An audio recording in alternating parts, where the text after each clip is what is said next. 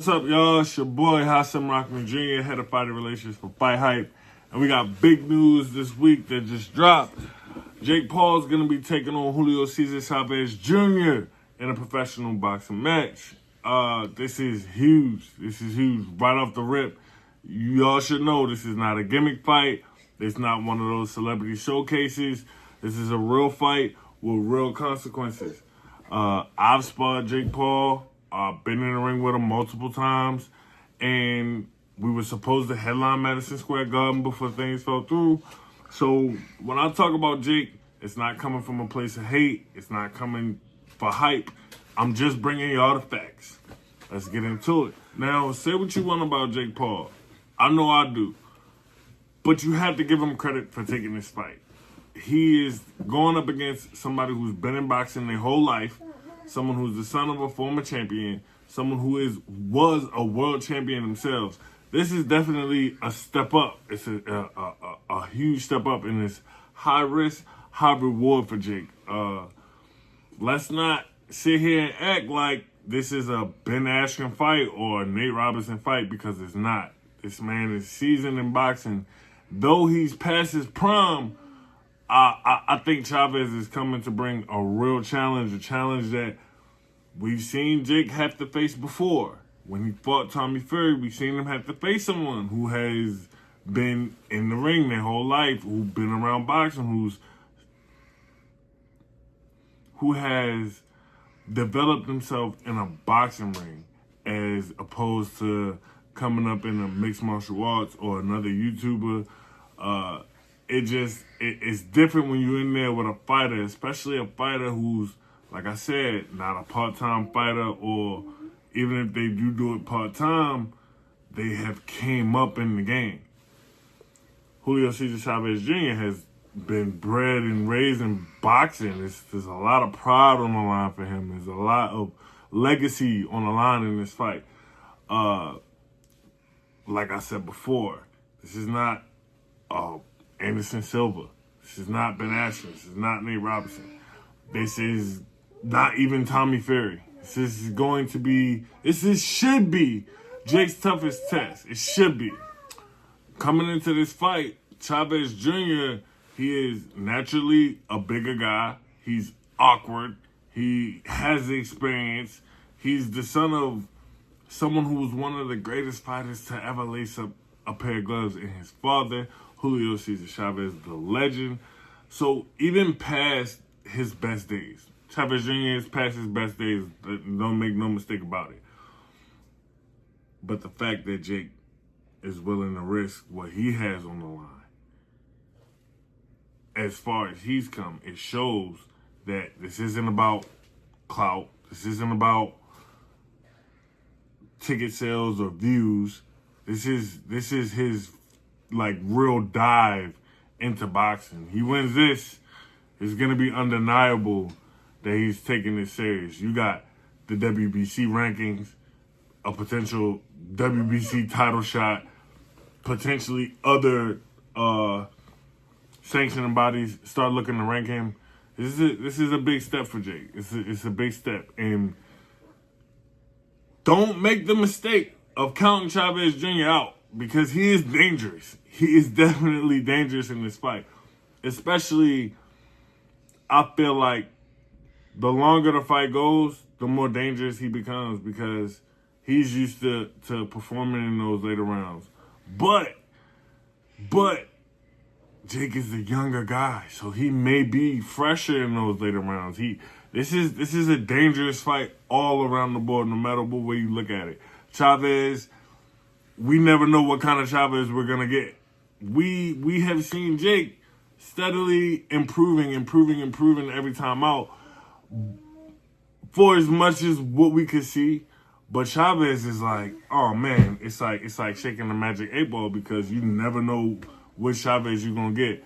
But I think the best version of Chavez, if he comes in 70%, I think he would be able to really push Jake to his limit if he comes in at 70%. I mean, he's bigger, he's awkward, he got sneaky power, and this is real boxing. This is gonna be a real fight. And Chavez, he knows how to make a fight ugly if he has to. He definitely has the experience to do that. Now, with my experience with Jake, being in the ring with him, of course, it's just sparring. But I've seen the hands. I've seen the work ethic. I've seen the commitment. I've seen how far he's come from years and years ago sparring up to the sparring that we had when he was going to fight Nate Robinson, up to we were going to fight, and then him going on to win fights and suffer his first defeat, and then come back and now keep going. The Jake Paul story that we've all sat here and been able to watch, it's been intriguing, and he's definitely improved tremendously. And the biggest change I seen in Jake throughout that entire time, the timeline, would be after he lost to Tommy Fury. I think him bringing in Larry Wade, Coach Larry Wade, shout out to Coach Larry. I think that was a move that told those who know that, okay, he's taking it serious. He's been taking it serious, but this is the next level. Now it's not just to look good. It's actually to get results out of his work.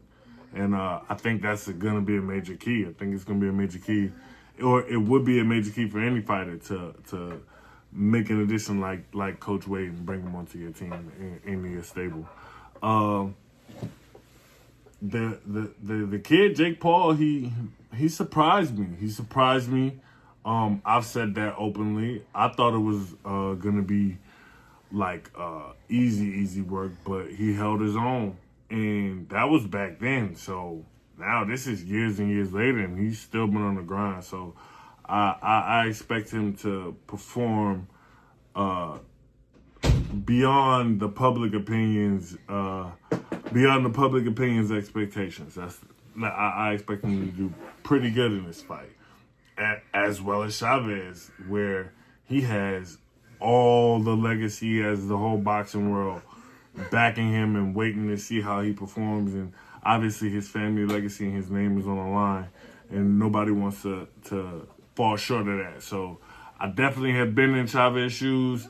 So I think that he's gonna bring the best version of himself that we're gonna see. I think he leaves it all on the line that night, as well as Jake. This is gonna be a good fight. So what we can take from all of this is that Jake's no longer just looking the part. He's playing the part. He's believing it. He's convincing himself that it's possible, and he's not trying to let anybody slow him down on that path. This is good. This is good energy from Jake Paul going into a fight of this magnitude, because walking into this fight, if he wins, oh man, if he wins clean, no questions asked, just either a knockout or a shutout win, just domination,